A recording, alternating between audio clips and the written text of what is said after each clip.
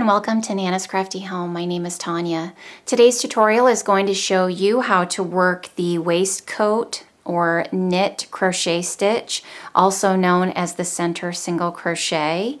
And I am going to be showing you how to work this stitch row by row as well as in the round. You can see my little cat cuddler pillow here. This is a free pattern that's going to be released to the blog in just a couple of days, so I wanted to get a tutorial out there for you so that you would know how to work this stitch. This stitch really does look knit. If you were just looking at this, you would think that it was knit rather than crochet. It's also a great stitch to use if you're going to be working color work graphs. For this tutorial, I am going to be using some Bernat Maker Home Deck yarn as well as a size 9.0 millimeter or an N crochet hook, which is actually slightly larger than what they recommend for this yarn, but I do recommend that you go up a hook size for this stitch, as it does make it helpful if your stitches are a little bit looser. Let's go ahead and get started. To work the waistcoat stitch, you're just going to start with a foundation of single crochets for your first row. So you can just chain any number of chains. You can also work a row of foundation single crochets. Those for me generally, and I think for a lot of people, most people work foundation single crochets a little bit looser than they do a chain with single crochets into the chain, but that's entirely up to you, which you prefer. So I'm just going to go ahead and just chain a number of chains here and then work my first row.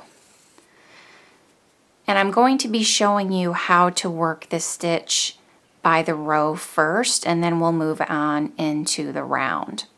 So for my first row, I'm just going to be working, and I'm going to work in my back bumps here.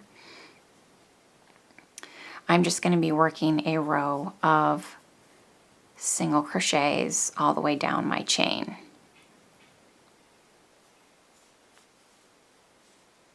Make sure that even though I'm working with a little bit larger hook than I would normally, I'm making a conscious effort to single crochet these stitches a little bit looser than I would normally. So once you've completed your row of single crochets for row 1, you're going to turn for row 2.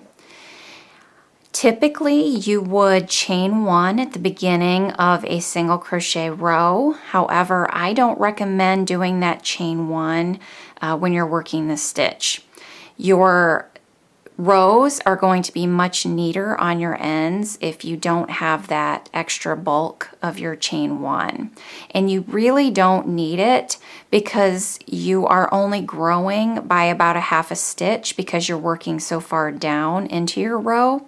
So I would not recommend doing that chain 1 and just working that first single crochet in that same stitch at the base of that loop underneath that bar. So you're going to be working a single crochet down here, and this first one is going to be awkward because it doesn't look like the rest of them because we turned on that stitch. So just make your first single crochet, and then you can move on to your center single crochet for your remaining stitches.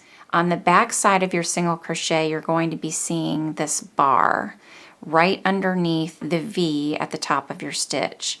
So this would be the V that I normally would work in if I were working a regular single crochet. I would be inserting my hook and working under those 2 top loops that form a V at the top of your stitch. For this stitch, I'm going to be working below that bar in between the legs of that single crochet. So you see that bar here, right there. These are the legs of your stitch, and you're going to be inserting your hook in between, in the middle of those 2 legs. Your hook matters. If you have a more sharp or pointed hook that will help you to push that hook through. You're more rounded, you may have more trouble. However, if your yarn is splitty and you're using a really pointed hook, you may have trouble with yarn splits. This yarn that I'm using here doesn't split very easily. That's why I'm using it for this tutorial. But to practice, try different hooks to see what works best for you. But with this hook, I'm going to go ahead and insert it in between, underneath that bar, in between those legs of that stitch. You want to kind of go off to the left-hand side of that stitch. So you're going not directly straight through. You can, your hook will automatically kind of go to the left, but it just seems to be easier if you kind of angle your hook to the left just slightly and then push through. The other thing that you can do is you can have your middle finger on the back side of that stitch, and when you push your hook through, you're going to feel the hook on the other side. You're going to feel that hole that's there in between the legs of those stitches. Again, making a conscious effort to crochet those single crochet stitches just a little bit looser than you would normally, and this is going to help you throughout your rows. So you're going to insert your hook underneath that bar in between the legs here at the bottom of that stitch.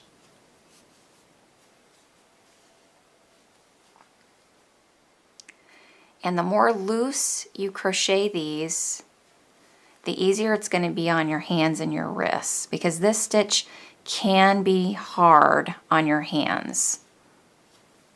And you're just trying to make this as easy as possible. And you can see that because I crocheted those single crochets at the beginning looser, that my hook is moving through them pretty easily. If these were really tight, if those stitches were really tight, I would really be struggling, pushing through that stitch. And that gets to be wearing over time. But you're just going to continue working those center single crochets underneath that bar in between the legs of those single crochet stitches from your previous row. So I've worked a center single crochet in every one of these stitches, and you can see how lovely that looks. It really does give this stitch a knit look. And you're just going to be repeating that row by row. So just inserting your hook under that bar, pushing it through, and finishing your single crochet. This is going to take a while to grow your project because you're only growing your project by about a half a stitch, because you're inserting your hook so far down, about halfway down that previous row.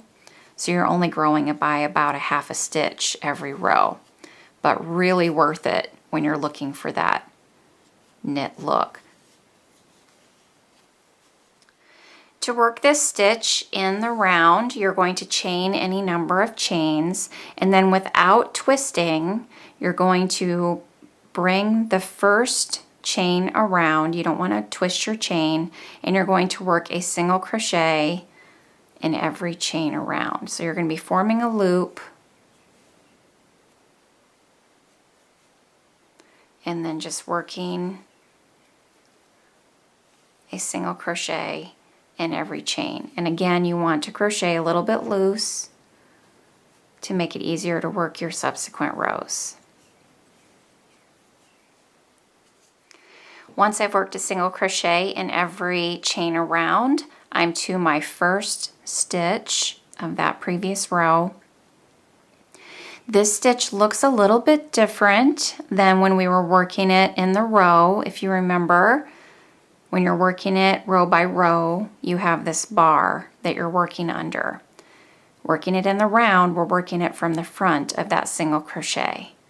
So we're going to be inserting our hook between those two legs, that V at the bottom of your stitch. So when you pull this stitch apart, you can see these 2 strands of yarn in between those legs of that single crochet. And you're going to be inserting your hook between those 2 strands. See that hole? And that's where your hook is going to go naturally. So when you insert your hook, and you can feel it, you can feel that hole with your finger as you push that hook through the stitch. So again, you're going to be inserting your hook between those 2 legs of that single crochet, angling it slightly over to the left, and completing your single crochet. And just working that all the way around in every stitch. I'm back to the beginning of that round, and I'm just going to continue on, no slip stitch join, just continuing on working that center single crochet in every stitch around. And you will just continue doing that same thing all the way around to the size desired in your pattern. So, see how that looks? It really has a lovely knit appearance. It looks slightly different when we work it in the round than it looks in the row. And I really enjoy how it works up in the round.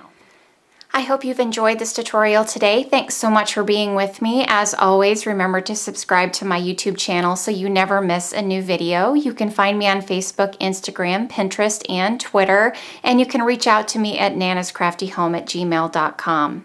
If you enjoy this tutorial, be sure to like, comment, and share, and that helps me out a lot. Take care, everyone. I will see you soon. Bye-bye.